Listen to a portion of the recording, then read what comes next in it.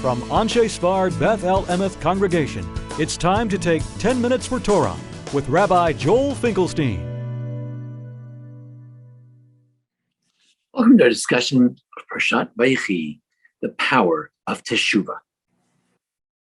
If we look at the end of the story of Yosef and his brothers, Yosef says a very important thing. Elokim chashav tova, tem chashavtem alei ra. You were trying to do bad to me, but God thought of it for something good. Many years it occurred to me, wrote it up in an article years ago at Yeshiva University, that the hashgacha, the form of divine providence in the book of Genesis, morphs from one thing to another. And here we have the final stage of an amazing type of divine providence. First, in the Garden of Eden, there was a negative commandment. Human beings violated it. And as a result, they were banished from the Garden of Eden. Later, without any laws, particularly, perhaps the laws of Adam, the laws of primordial laws, they violated moral codes and they were utterly destroyed. The flood, the deluge. Then God tries a different approach of divine providence, where he promises that if Abraham would follow him, would do something positive, like going to Israel, like offering his son, then he would reward him with great reward. And indeed, Abraham did, and God did reward him in turn. Then something new. The Jewish people, the brothers of Joseph, did a terrible thing, a capital crime. They killed they kidnapped their brother. They almost killed him. But kidnapping it and selling your brother is also a cardinal sin. It's a capital sin. It's the rabbinical interpretation of the Ten Commandments: thou shalt not steal. And yet, as Joseph says, for this, what happened? Elokim chashav tova. God considered it for something good. Something good happened. Nothing really good. The entire world of that area was saved from famine, including the brothers themselves. These very brothers who sold him. And Joseph became viceroy in Egypt. Everything worked out so beautifully. Lemechya she'achani Elokim lefnechem. And then we say, well, I don't understand. I understand punishment, reward. I don't understand this stage of divine providence. If they did bad, bad things should happen. And we have to remember something that I didn't realize 40 years ago when I wrote the article. The Jews repented. God helped these people on the condition that they would repent. In fact, they did repent. He expected them to repent. And therefore, in the end, it turned out good. Why did it turn out good? After all, they still did something bad. How come from something bad comes something good?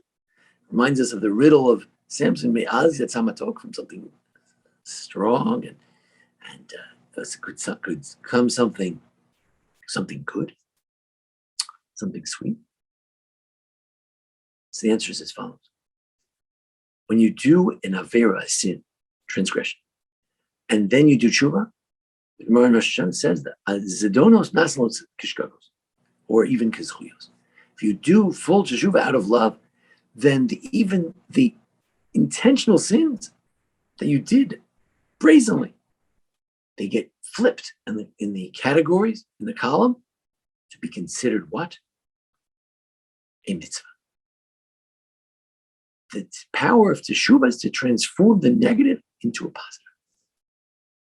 How could God take their sin and transform it into something positive? Because he gave them advance credit on their teshuvah. And now we can understand an important thing.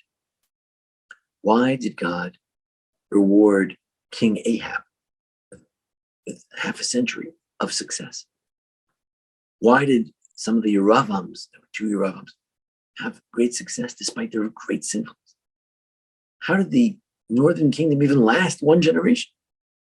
And the answer is Erech HaPayim, that God is ready to sit and he's patient, slow to anger. Slow to anger means that In the meantime, he's expecting that you'll do better, you'll improve, you'll do teshuvah, and he can reward you at this point because the sin will become a merit. And sometimes God can reward us even for bad things in the hope that the teshuvah will come later. That explains so much of human history. Why, even in our own generation, how do we deserve to have the land of Israel returned to the Jews? We don't seem to deserve it. We haven't repented. We haven't returned to God.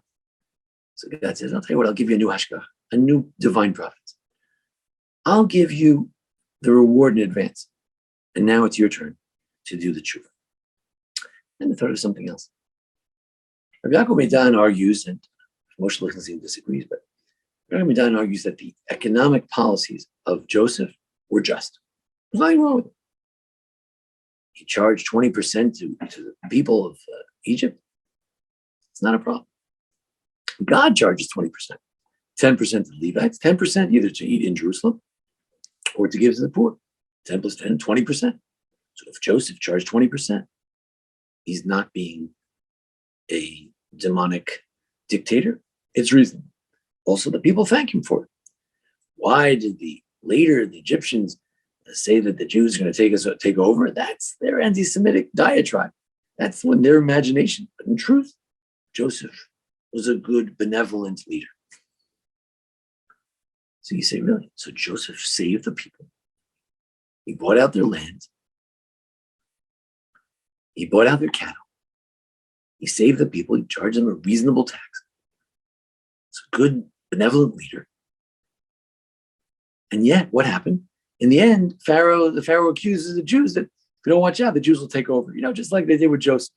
Joseph's no good. He's an evil dictator, exploited the people. I don't understand. From that, they hear from something good came something bad. And that's throughout our history and in Eastern Europe, all over, in Germany. We came, provided a service to the community. They needed money lenders, different things. And then they blame us for it, and then they kick us out. We bring prosperity to Spain. They blame us for it, and they kick us out. They make us go. So I'd like to say the following. We have an interesting irony here. When it comes to divine providence in the land of Israel, something bad can be turned into something good. Because God is hoping we're going to do teshuvah, we'll repent. It comes to divine providence outside of Israel. Even when the Jews act properly, they do nothing wrong. Or they do even things that are benevolent and wonderful, good for the country. They'll be blamed that you're no good. You're trying to take over your spies. You're disloyal. All kinds of false accusations will be leveled at us. Why? Because the level of divine providence in exile is such that even when you do the right thing, you'll suffer. But in the land of Israel, it can be the opposite.